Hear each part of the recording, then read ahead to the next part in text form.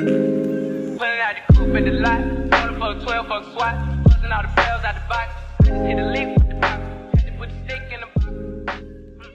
What's up, guys? Everyone's having a wonderful day. In today's video, I'm going to be showing you guys a full center back session. I was lucky enough to be able to work with Dane over the summer. He just turned 17 and now he's in Spain balling out with Malaga City. He just turned 17 years old and he's a big kid, and we just worked on a lot of different things, and hopefully some of these drills can be beneficial if you're a person who plays in that center back position. So, we had to always, work on a lot of 1v1s, because not only is it one of the most game realistic things, but it is such a great conditioning drill. We had like 4 or 5 guys that would go back to back and try to beat Dane, and I would set 2 little gates in the goal where they would have to dribble through or pass at least like 2 feet away.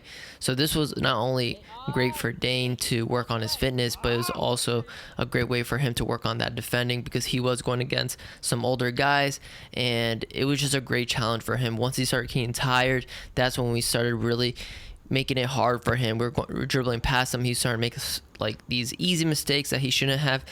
But the reason why I did this is because obviously he's not going to be attacked back to back to back like consecutively. He's obviously going to have more space, and he's going to have more time to recover in between these bouts of defending. So this is only going to just help him, and this is why if you have a group of guys, one person defends every single person, and then the next person can defend everybody else. And it's such an extremely tiring drill, and you got to give it a go. So we did a lot of, we did this for about maybe like 25 minutes. And the reason why is because, we just feel like this is such a important aspect of the game, and a lot of times we work on 1v1s and it's usually against a cone, but nothing beats trying to go against an actual player and try to beat them.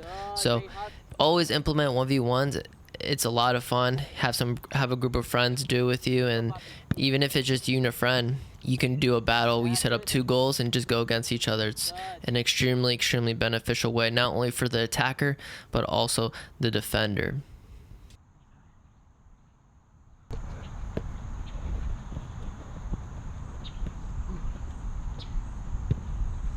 No.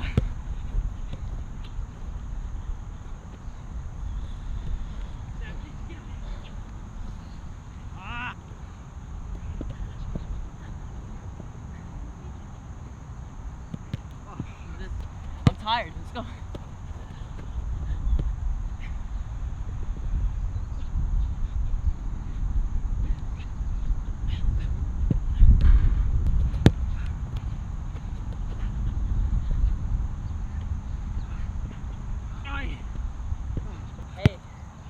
Strikers are the first line of defense.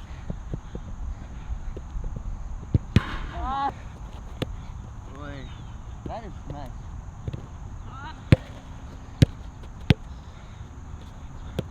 Way! Finish it. You got that on camera?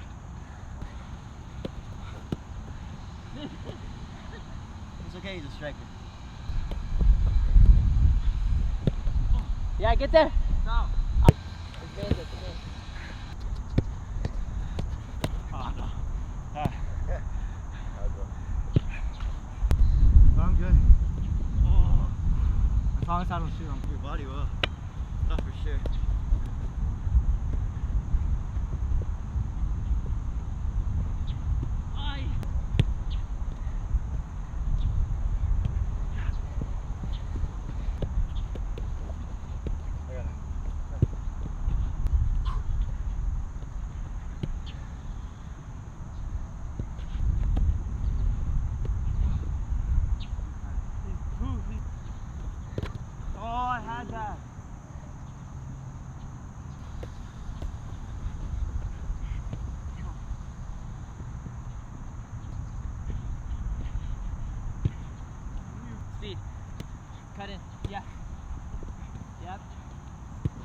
So the second drill that we ended up working on was some 1v1 defending off crosses and set pieces, balls being played in the air and on the ground, and this is extremely beneficial, like I mentioned, for both attackers and defenders.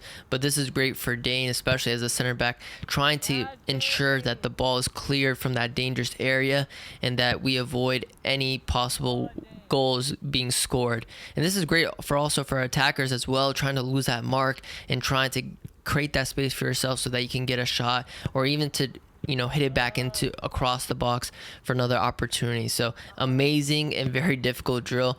If you're a defender, this is very beneficial, working on just trying to get in front of that defender, ensuring that he has no opportunity to make contact on the ball, to hit it back in, or to even put it on frame.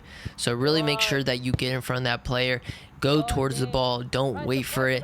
And that the same thing goes for the attacker. Don't wait for the ball, go towards it. So it's sometimes defenders are sleeping and they won't go to the ball, and they'll let the ball, they'll wait for it, and that's when the attacker gets in front of them and ends up scoring.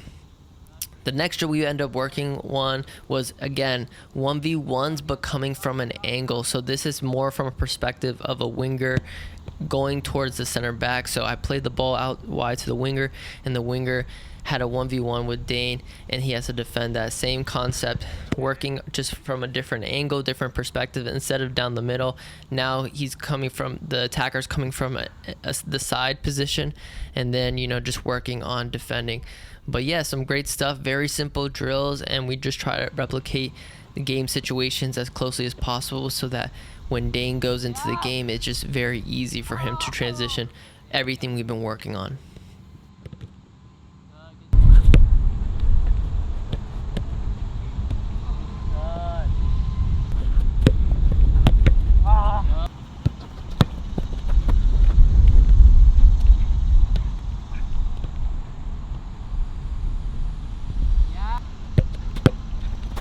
Yes!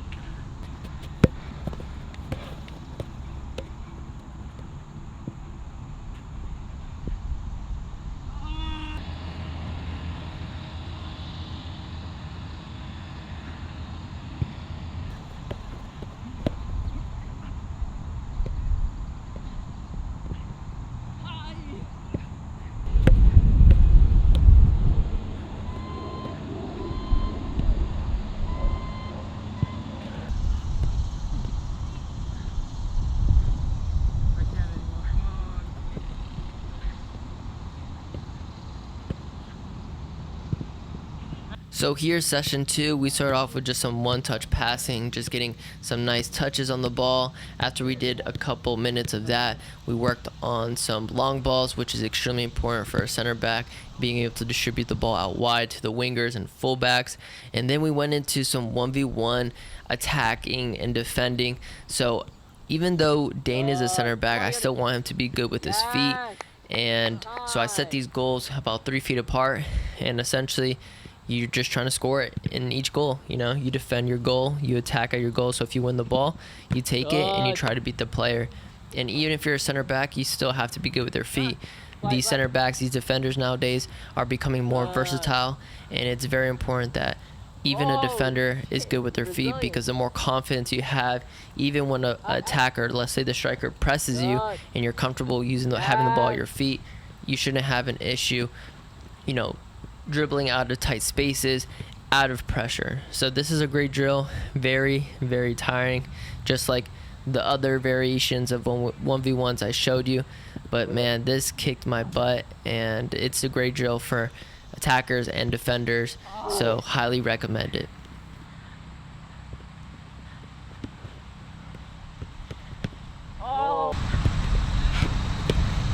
Okay.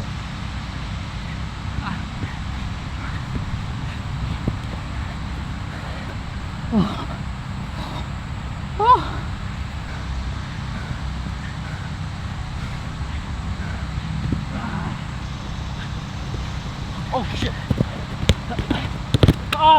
So the second and final drill that we did in this session was just working on a very simple aspect of the game, which is finishing off crosses. This is something that Dane really wanted to improve on. He wanted to improve on his timing and just being able to adjust to the ball being played, because I told him you're not always going to get the most perfect ball. So if you can make the most out of it and create a dangerous opportunity from it, then that's a positive.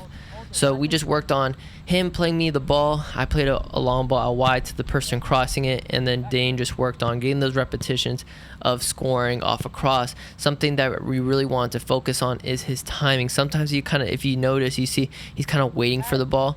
I didn't want him to do that, but as the session went on, he started to improve a lot on that, because I want him to sprint onto it. It's much harder to defend someone that's sprinting onto a ball than if they're just standing still waiting for it. But yeah, that's pretty much it. I hope you guys enjoyed this video. If you find any of these drills, if you found any of these drills beneficial, please don't forget to leave a like and subscribe, and I'll see you guys in the next video.